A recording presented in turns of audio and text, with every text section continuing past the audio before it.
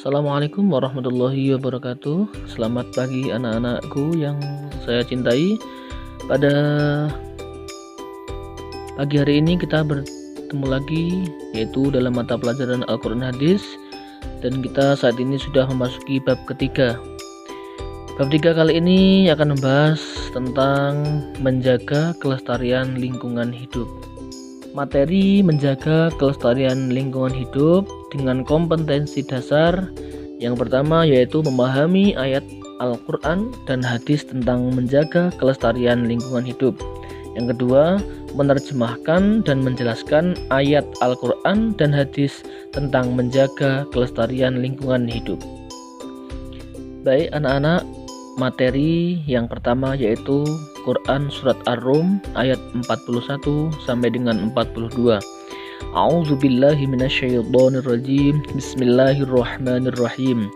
Zaharal fasadu fil barri wal bahri bima kasabat aydin nas liyudhiqahum ba'dalladzi 'amilu la'allahum yarji'un.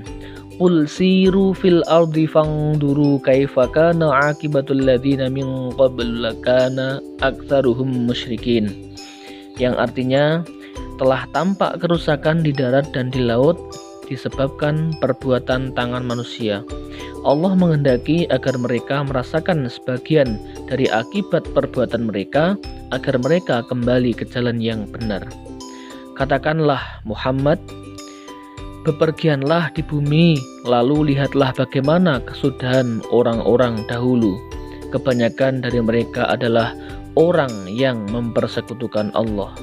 Isi daripada ayat di atas atau penjelasan ayatnya yaitu pada saat ini telah tampak dengan nyata kerusakan baik di darat maupun di laut, itu semua adalah akibat dari perbuatan manusia. Kerusakan di darat contohnya kekeringan, paceklik, hilangnya rasa aman. Sedangkan kerusakan di laut misalnya rusaknya ekosistem laut dan sungai. Allah sangat tidak menyukai orang-orang yang berbuat kerusakan atau menimbulkan bencana, sehingga Allah memberikan peringatan kepada manusia dengan merasakan sedikit efek dari perbuatan kepada mereka. Kerusakan yang dilakukan oleh manusia akan mengakibatkan yaitu hilangnya manfaat dari alam dan berkah dari alam, lenyapnya keindahan alam, terjadinya bencana yang mengancam keselamatan manusia, kemudian merusak masa depan terutama generasi berikutnya. Pada ayat 42, Allah memerintahkan manusia untuk mengadakan perjalanan di muka bumi agar manusia dapat memperhatikan dan mengambil pelajaran dari orang-orang terdahulu. Adanya perintah untuk mengamati dan berpikir menunjukkan perintah untuk menggunakan daya pikir serta fisik guna mencapai kebenaran. Dengan mengoptimalkan keduanya, diharapkan dapat mampu menggugah daya kalbu sehingga manusia beriman secara benar dan baik. Sebagai seorang muslim, kita harus mempunyai perilaku yang menunjukkan menjaga kelestarian lingkungan hidup. Sebab kita memerlukan adanya lingkungan hidup yang lestari, baik flora maupun fauna. Berikutnya, perilaku yang menunjukkan kepedulian terhadap kelestarian lingkungan hidup, diantaranya yang pertama yaitu menyadari bahaya rusaknya lingkungan bagi kehidupan manusia yang terjadi hendaknya disadari oleh setiap orang sehingga lingkungan hidup tidak akan rusak.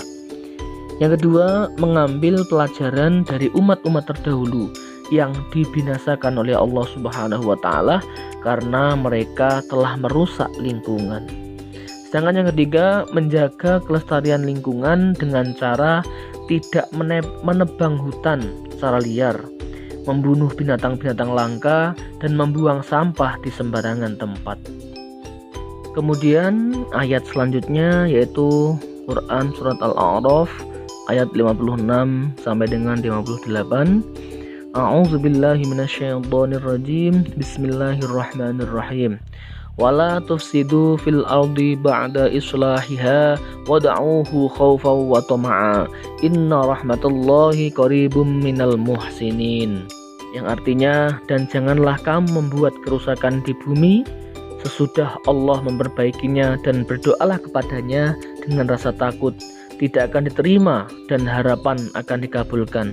Sesungguhnya rahmat Allah amat dekat kepada orang-orang yang berbuat baik. Wa huwal ladzi yursilur riyaha busyram baina yaday rahmatih hatta idza aqallat sahaban thiqalan suqnahu li baladin mayyitin fa'anzalna bihil ma'a fa akhrajna bihi min kulli samarat kadzalika nukhrijul mauta la'allakum tadhakkarun. Dan dialah yang meniupkan angin sebagai pembawa berita gembira sebelum kedatangan rahmatnya, hingga apabila angin itu telah membawa awan mendung, kami halau ke suatu daerah yang tandus, lalu kami turunkan hujan di daerah itu. Maka kami keluarkan dengan sebab hujan itu berbagai macam buah-buahan. Seperti itulah kami membangkitkan orang-orang yang telah mati. Mudah-mudahan kamu mengambil pelajaran. Wal baladut thayyibu yakhruju nabatuhu bi'izni rabbih walladzi khabutha la yakhruju illa nakida kadzalika nusarriful ayati liqaumin yashkurun. Dan tanah yang baik, tanaman-tanamannya tumbuh subur dengan seizin Allah, dan tanah yang tidak subur, tanaman-tanamannya hanya tumbuh merana. Demikianlah kami mengulangi tanda-tanda kebesaran kami bagi orang-orang yang bersyukur. Penjelasan ayat di atas. Pada ayat 56 terdapat perintah kepada manusia untuk berdoa kepadanya. Dalam ayat ini terdapat tata cara berdoa, yaitu dengan perasaan takut dan penuh harap.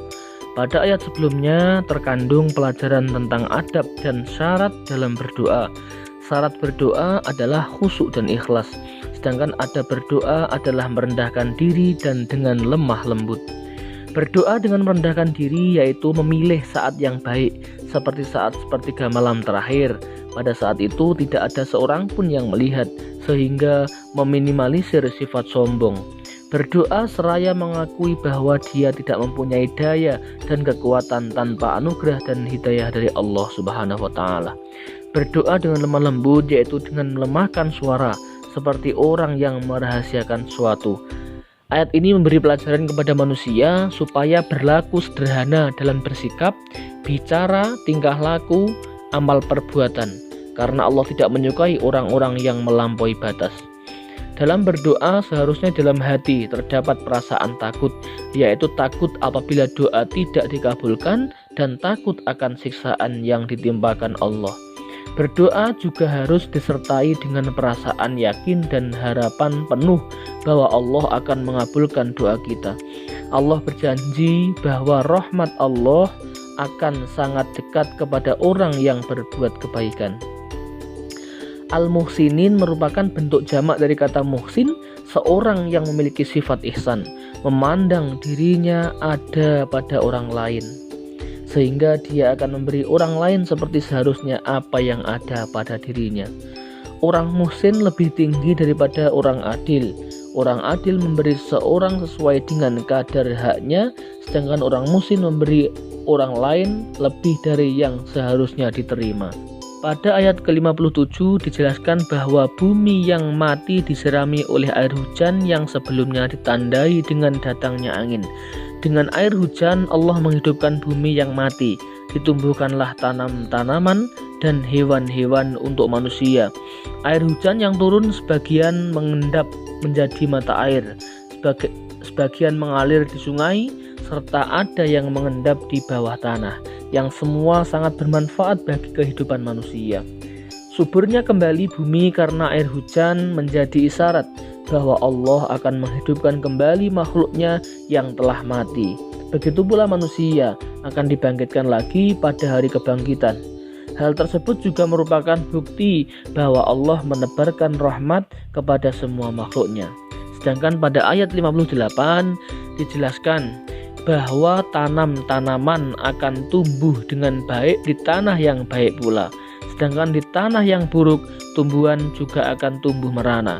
Meskipun demikian, tumbuh suburnya tanaman di muka bumi merupakan kehendak Allah. Manusia diwajibkan untuk ikhtiar. Dengan memahami ayat ini, manusia diharapkan menjadi hamba yang bersyukur. Dibuktikan dengan selalu menjaga alam semesta yang merupakan rahmat yang diberikan Allah untuk manusia dan tidak merusaknya.